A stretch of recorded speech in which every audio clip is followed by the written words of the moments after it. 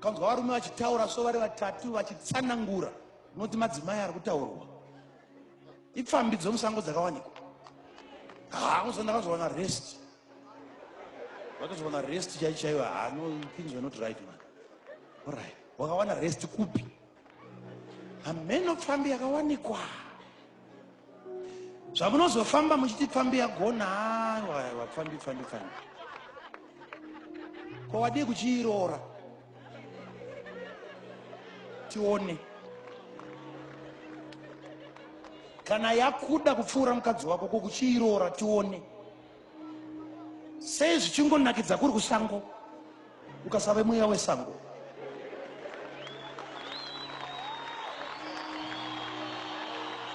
Baba vane vana vakura sewe zvekuti unobatwa zvokupuruzirwa musoro so unotsinzimira kwazvo unarute kubuda kubatwa nzeve so nana murume mukuru achiteerera kwazvo sari kusvinwa mota unoteerera.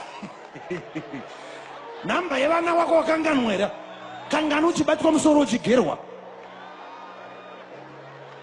Izvozvo ndo zvinorovera murume musango.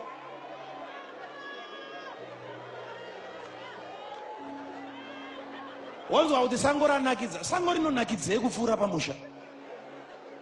Unozoona uri kusango ikoko garapo. Ndakambotaura nyaya iyi ndinoiparidza kuti tarisa uone munhu hazvina mhosva wamboti ndadiwa ndavabhutsu dzabviswa dzine madhaka dzoiswa. Ndiwe here wadiwa kana kuti imari iri muhomwe? Nekuti ruva rikamharwa nenyuchi ngarizive kuti ndezvinotapira zviri mandiri zvikapera nyuchi inobhururuka inoenda.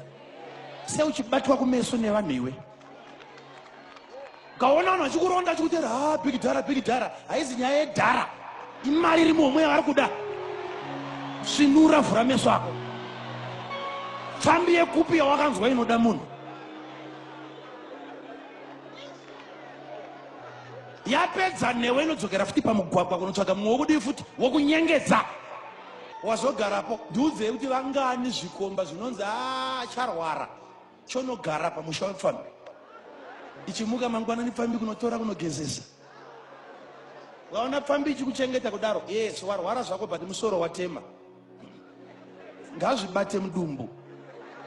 Uti ukakosora then something comes out. Woba unoona nyowani ipa.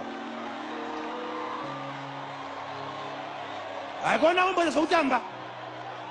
Rwara marwariro ekuti hauchaziva kune toilet. Izvo ndinokupa test zvako ekuti chereka kumirira kuti utange warwara. Chero even uri fit kudai.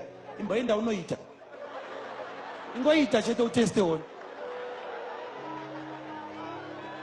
Uri pamba ipfani. Unoona foni yako yanhongwa. Aenda kumanhamba akutsvaga nhamba dzaadzimai. Wako mukadzi anofonerwa nepfambi kunzi watore chimunhu chako pana. Unohairwa vanhu nepfambi kutakurwa mubhara kunobheurirwa pamba. Wazona mai vambonzi havana rudo vabuda iwe. Vatarisa baba vakuzuvirwa mumba kubviswa kupfekedzwa manapukeni. Murume anodzoka kuzorwarira pamba. But ndo pamaimboti hapana rudo ndo pamakugezeswa. Pamakamboti kukunyowa neayo wakwapenga madzoka futi pamusha pamunoti hapana rudo. Ndo paunofira uri mumaoko omukadzi wako. Chamba kubvisa ipapo chimweya wesango.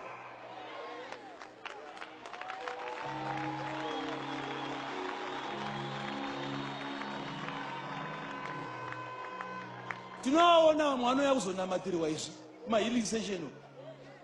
Vari mudungu wese vakabata mapepa kuti ndiri kurwara nechi. Rakasvika kubhuruko kuti kwa ichi ari mapamba nemapamba. Kwava ndiani wako mudzimai wangu? Ko pfambi iri kuti hatina one akaperekedzwa nepfambi kuzonamatirwa.